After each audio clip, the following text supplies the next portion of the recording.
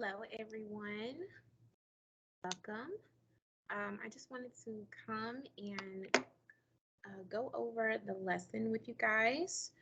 I'm going to go ahead and share my screen so that you can see my PowerPoint.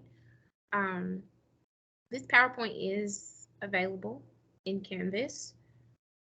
So actually, let me go ahead and share the screen, and you will be able to see.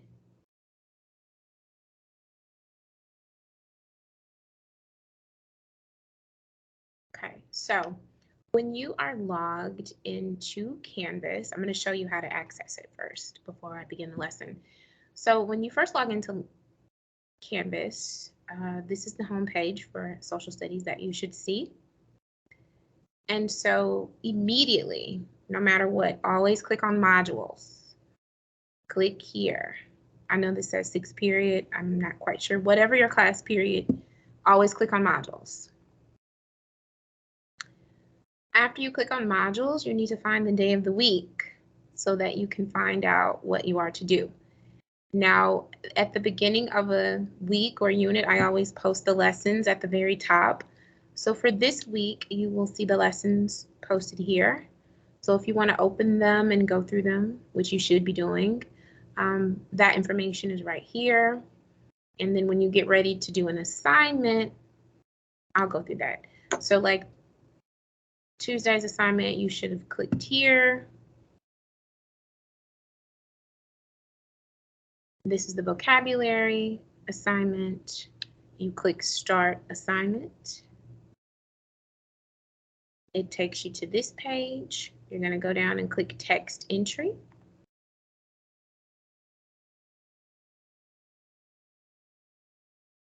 And then you're going to type in your answers. So for this vocabulary activity, you're simply matching the correct definition with the vocabulary word. So the first word is silt. So if you were going to choose A, you would write the number 1 and then the letter A, drop down to 2, you may choose B, 3 might be C, all the way until you get to number 9. And then when you finish, you hit submit. Okay. Hopefully there are no questions regarding that.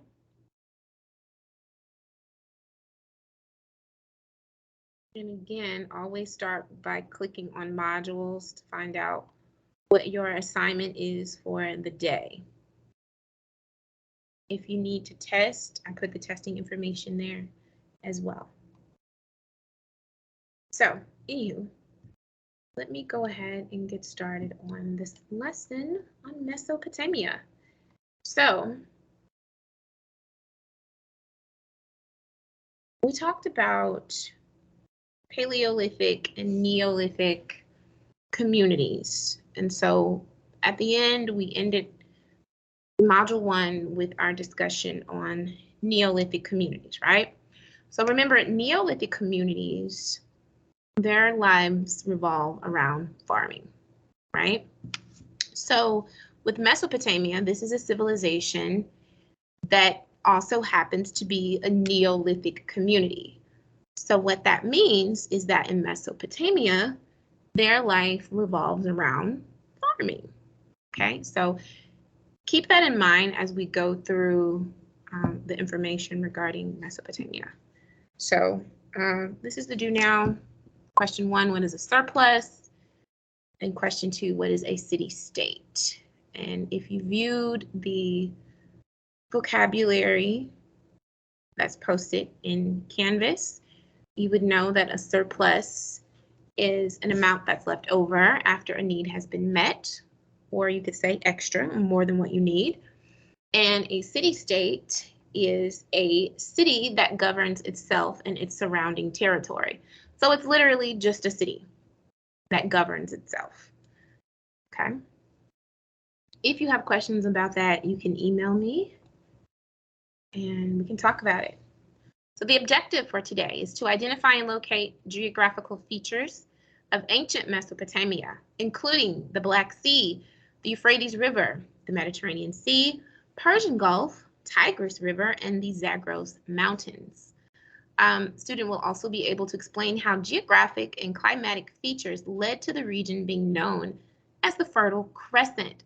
So the guiding question here today is, why did people settle in Mesopotamia? So think for a second, what would make you want to settle somewhere? Why would you want to live in a certain place? Like, why do you live in Memphis if you're not from here? Think about that for a second.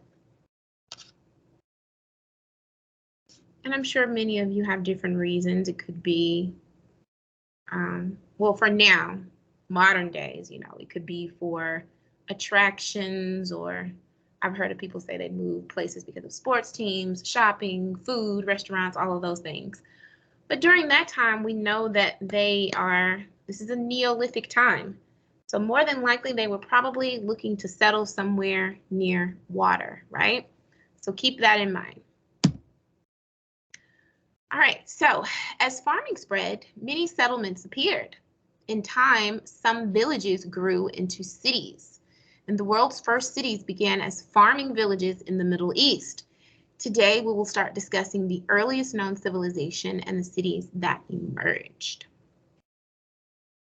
So you're probably thinking, what? What is a civilization? What are you talking about? So Mesopotamia is known as the world's first civilization. So what is a civilization? Civilizations are complex societies. They have cities, organized governments, art, religion, class divisions, and a writing system. So do we ourselves live in a civilization? Absolutely. We have government, we have art, we have religion. We're separated into classes, and we also have a writing system. If you look over to the right, this is a map of Mesopotamia, which you're going to look at a little later today. But Mesopotamia is often referred to as the cradle of civilization because it is the first place where complex cities grew. The first place where complex cities grew. So this is the geography of Mesopotamia in a nutshell. So just to kind of describe the geography and what the land was like there, it's pretty much flat with very few mountains. The climate, there's very little rainfall. It's hot and harsh. So think desert. It's very desert-like here. They do have fresh water sources, such as the Tigris and the Euphrates rivers. They have mountains, like the Zagros Mountains, the Persian Gulf, if you're looking at the map, Mediterranean Sea, and it's a part of the river valley, which we'll talk about in a little later.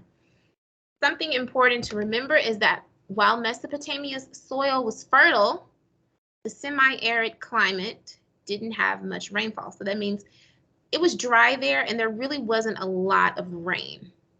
Rain only pretty much came during a certain time of the year. So it was dry and desert-like all of the other time. This made farming initially difficult. Why do you think that made farming difficult? Think for a second. Because it's dry. Things don't typically grow in dry land unless it's like a cactus, but we're not going down that road.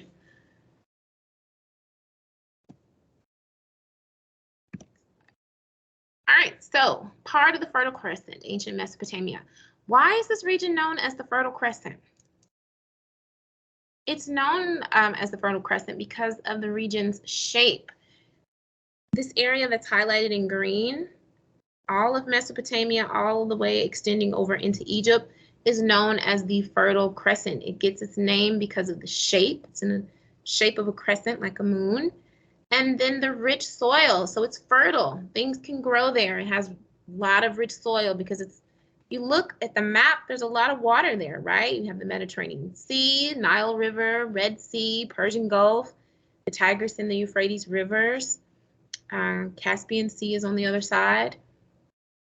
And so if you remember me talking during the last unit, those rivers would flood. And then after the water went down, eventually what's left behind is silt.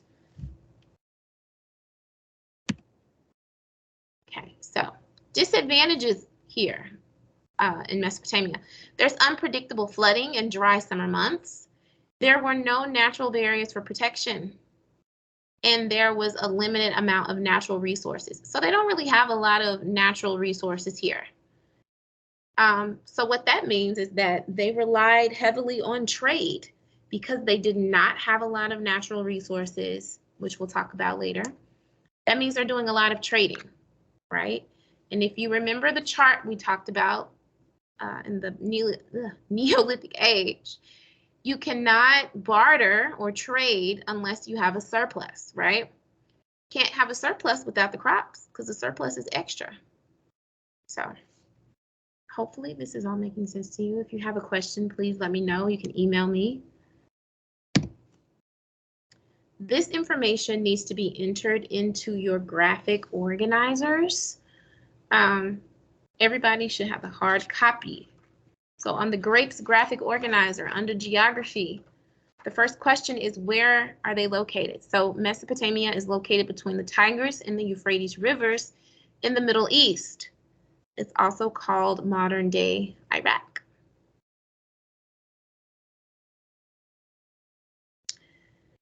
Question 2 says, what landforms surround them? Rivers, deserts, plains, mountains, seas, and gulfs all surround Mesopotamia. So make sure you have that listed. And then the third question under geography is, how does where they live impact how they live? And so here I want you to put that the flooding rivers brought water for irrigation and silt for farming. The floods also destroyed crops and homes. They created a farming community.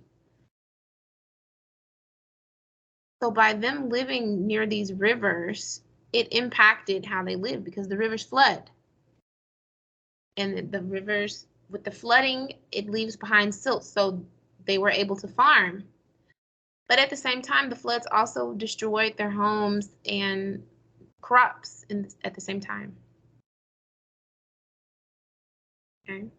All right, quick check. Turn and talk to your neighbor. Discuss these two questions. Why would a person want to settle in Mesopotamia?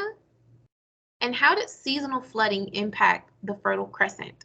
So how did that seasonal flooding impact them? What changes happened? What were the effects? Again, why would a person want to settle in Mesopotamia?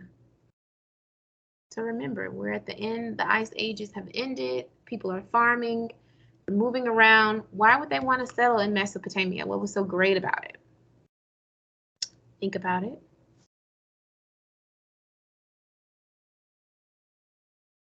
So here are the answers. Mesopotamia. Why would a person want to settle in Mesopotamia? So Mesopotamia provided them with warm climate, fertile soil, and sources of water. And how did seasonal flooding impact the Fertile Crescent? So the flooding caused silt to be left behind that created rich soil for farming. So the flooding left behind silt, and they used the silt to farm. Any questions? This is just a picture of the map. Everybody should have a hard copy of the map in your notes packet. You're going to need to label these places on your maps. And there's a word bank on the document.